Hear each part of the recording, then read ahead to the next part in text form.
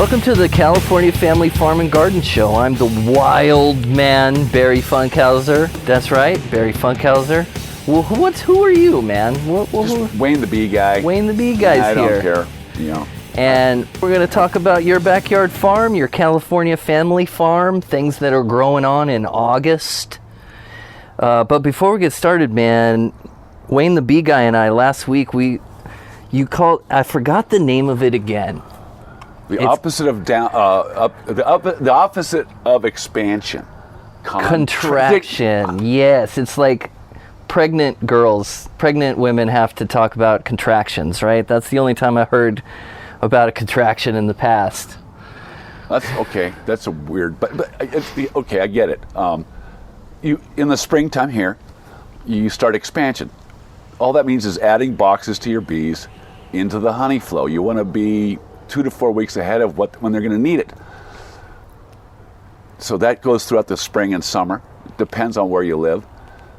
But after they're done making all their honey, and if you're going to take their honey, you want to take it all, but you start contracting. You remove boxes.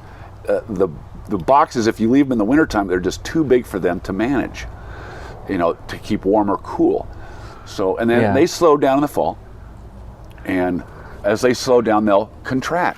So we're getting into the fall right now. We went to this backyard farm up the street in, I guess we could say where we are, where it is, Somis. It's an area of place that has a lot of bees around it. There's a lot of backyard farms. It's rural. It's rural. And this guy had he had a skyscraper, man. It's like 4 or 5 boxes stacked up. I thought it looked like it was about to topple because it was on some sort of styrofoam box thing in the beginning, and we had to make 4 boxes into 2 boxes. So instead of expansion, we were pulling them back, getting them ready for the fall and winter. So it's like open heart surgery, because we got to go through each frame.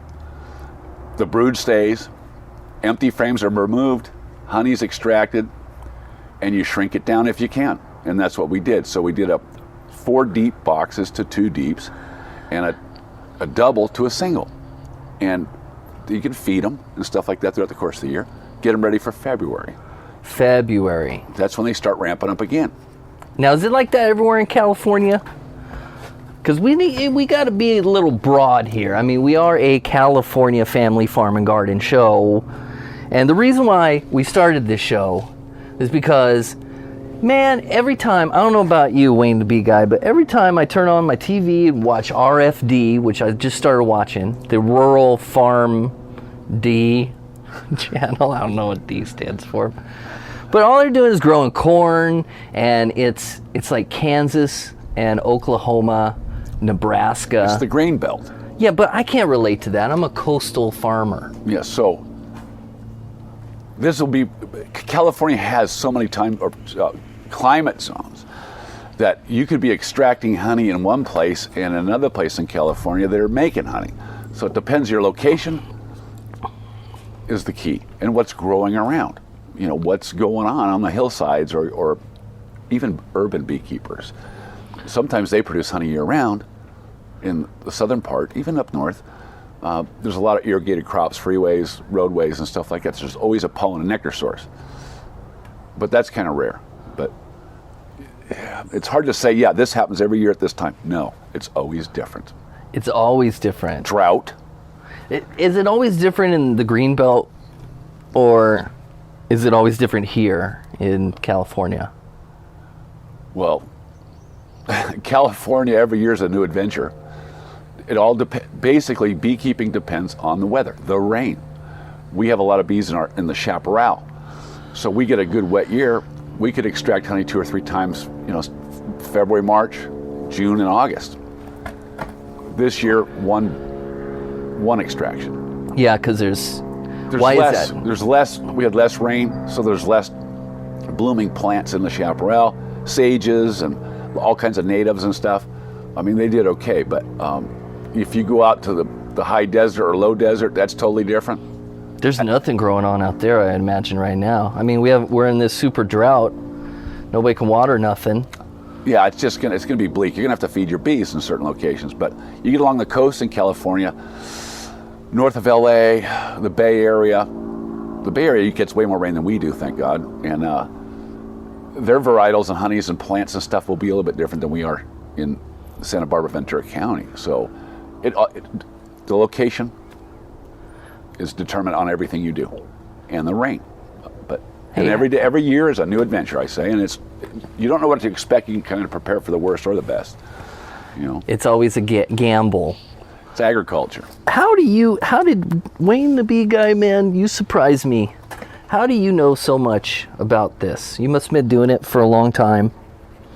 Bees? Well, yeah, but also ag. You seem to know a lot about everything. Well, if you're a youngster, you can start with 4-H. Were you in 4-H? I was in Future Farmers of America back, good God, we're talking 1973. So horticulture, farming, corn, flowers, avocados, citrus, row crops. But always interested me was the bees. And why? I like the smell of the beeswax, and I love the taste of the honey. It's like, do you remember the first time you tasted honey? No, I remember the first time I got stung by a bee, though. We all remember that. Yeah, so that put things on the back burner for a few years. But anyways, yeah, I can't remember the first time I had honey, but it's always good. Even bad honey's good. Good God. So in 79, 80, I got into beekeeping full time, or in a major way. I don't know, 30 colonies, maybe 40 colonies at the time. That seemed like a lot. And being into horticulture, you knew the native flora and fauna, so you knew the sages when they bloomed, the orange crops, all that stuff. So you pay attention. Every year's different. So, oranges are blooming 2 to 3 weeks later than normal. Okay.